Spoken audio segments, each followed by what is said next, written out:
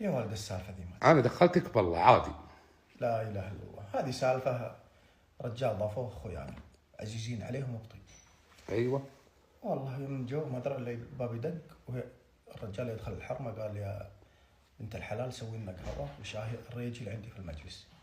قالت والله ما نقدر نسوي لا قهوه ولا شاهي وانت بلشتنا بالضيفان كل يوم ضيفان يا بنت الحلال يا طيبه. المهم الرجال يبى الستر قام وولع قزه وزبط قهوته وشاهيه سوى قهوته. اي وهي قاعده على الكنبه عيت جلست على الكنبه تنظر فيه.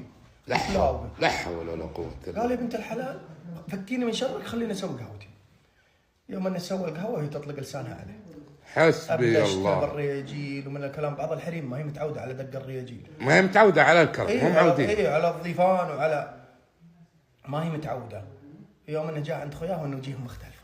اسمعوا الكلام الرياجيل. لا حول ولا. قال لهم يا رياجيل موجهكم بالله انكم تسترون ما واجهتم. ايوه قال مستور وامورك زينه والله ما تطلع السالفه ذي. قال ويقهوى الرياجيل طول العمر ناوي الرجال في نفسه انه مسرح حلال تمام. يوم نروح ام خيانه وهو ياخذ الحرمه بشنطتها بعفشه وعلى ابوها. ايوه وجاء خويانها العلم ان خويهم طلق حرمته علشان الموقف اللي ذاك اليوم.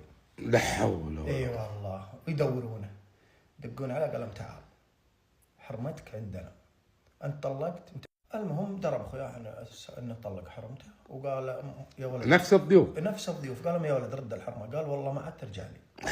حرمتها على نفس الحرمه اللي ما قدرتني واسترت حالي فشلتني مع ضيوفي والله ما عاد تقعد عندي.